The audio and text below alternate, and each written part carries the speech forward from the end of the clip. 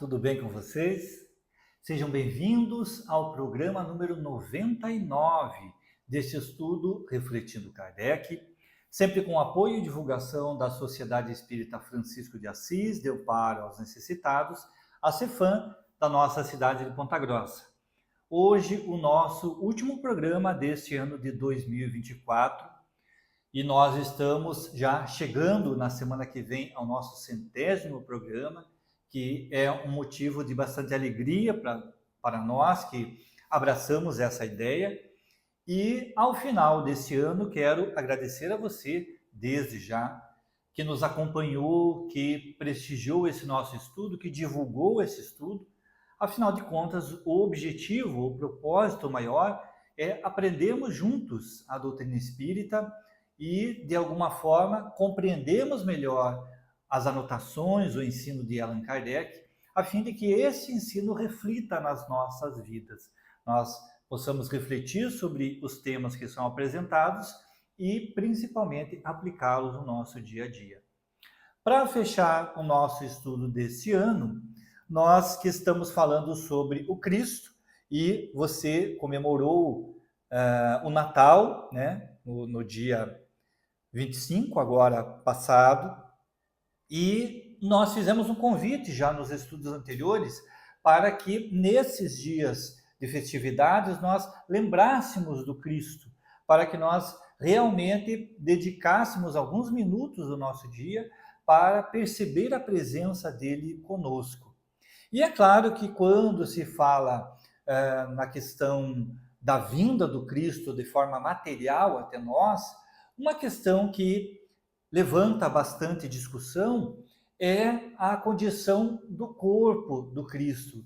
Se teria ele um corpo carnal ou apenas um corpo espiritual, fluídico. E claro, como nós dissemos, Allan Kardec não se furtou a ingressar nesse tema e trazer uma orientação para nós. Claro que sempre Allan Kardec deixa aberta a possibilidade de que venham outras informações futuras complementar aquilo que está na base da doutrina espírita, mas ele nos esclarece, nos traz alguma lição que, aliado a tudo que nós já estudamos dentro da doutrina espírita, nos faz compreender melhor essa questão. Então, ainda na Gênese, Kardec vai tratar no capítulo Os Milagres do Evangelho, o tema desaparecimento do corpo de Jesus. E em um dos parágrafos ele diz assim: a estada de Jesus na Terra apresenta dois períodos, o que precedeu e o que se seguiu à sua morte. No primeiro, desde o momento da concepção até o nascimento, tudo se passa pelo que respeita a sua mãe, como nas condições ordinárias da vida. Desde o seu nascimento até a sua morte, tudo em seus atos, na sua linguagem e nas diversas circunstâncias da sua vida, revela os caracteres inequívocos da corporeidade. São acidentais os fenômenos de ordem psíquica que nele se produzem e nada tem de anômalos, pois que se explicam pelas propriedades do perispírito e se dão em graus diferentes noutros indivíduos. Depois de sua morte, ao contrário, tudo nele se revela o ser fluídico. É tão marcada a diferença entre os dois estados que não podem ser assimilados. Allan Kardec fará uma referência a tantas doutrinas que tentam, de alguma forma, explicar como sendo o corpo do Cristo algo absolutamente fluídico. Mas aí ele diz, não seria compreensível dentro desta bondade do Cristo, dentro desta condição que ele se propôs a exemplificar a lei divina, de estar entre nós com um corpo fluídico e que não tivesse as mesmas sensações que nós temos. A dor, o sofrimento, a fome, o cansaço. Então, Jesus estaria exemplificando ou nos convidando a algo para o qual ele não estaria naquele momento vivenciando.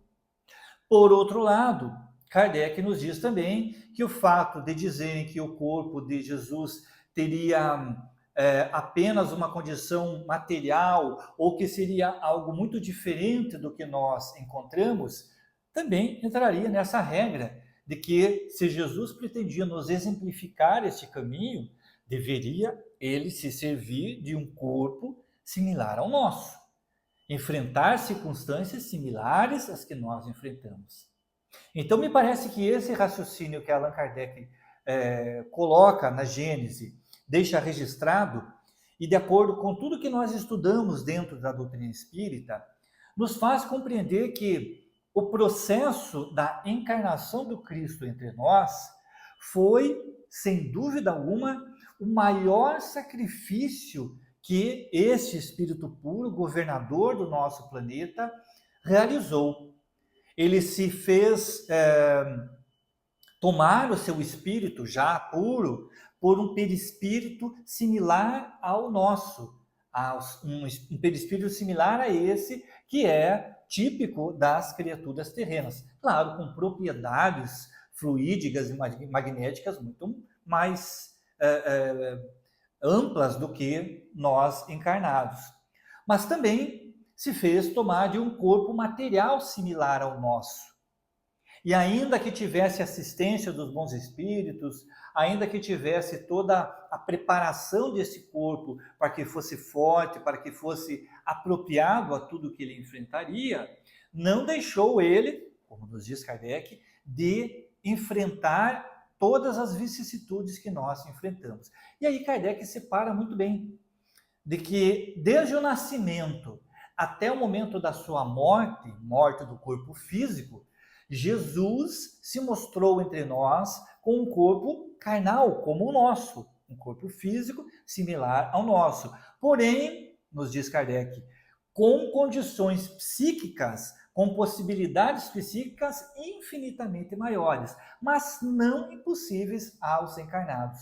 Então, as curas, os chamados milagres, a visão à distância, chamada dupla vista, toda a condição psíquica que este corpo lhe permitia, porque afinal de contas os fenômenos psíquicos se dão muito através do corpo, eram de certa maneira muito mais amplos, muito mais perfeitos do que nós encarnados podemos ter. Após a sua crucificação, este corpo, e aí Kardec vai dizer, alguns falam que ele foi se desmaterializou, ou que ele foi roubado, se era uma preparação para esse momento, e nós sabemos que esse corpo é formado de fluido cósmico, não há nenhum mistério no fato de que ele tenha se desintegrado quase que imediatamente, a fim de até que não houvesse exploração do seu corpo.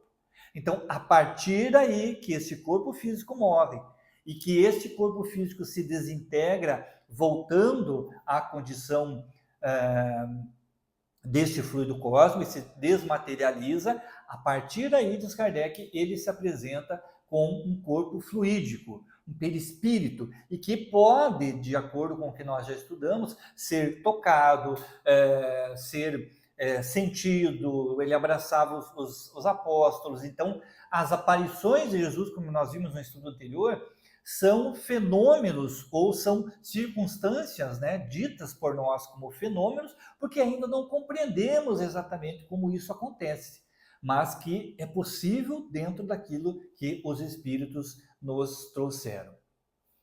Bem, o que fica para nós desta condição? O que é que nós devemos pensar a respeito do Cristo?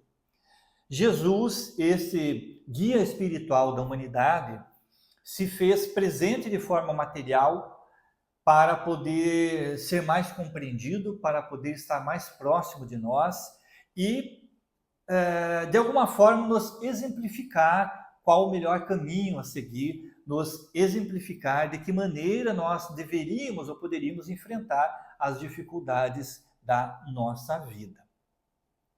Mas o que nós não podemos esquecer é que mesmo antes da formação do nosso planeta, Jesus já era um espírito puro.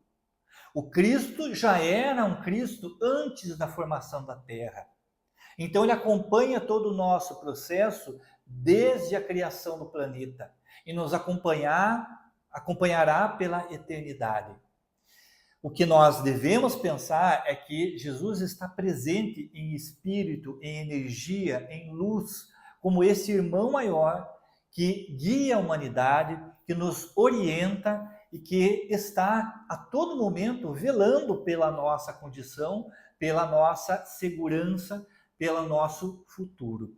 Portanto, eu queria deixar a você, além do convite para continuar conosco no próximo ano, estudando e refletindo Kardec, para que nós tivéssemos nesse ano que, às vezes se diz que haverão mudanças, que tantas coisas podem acontecer, que o futuro é incerto.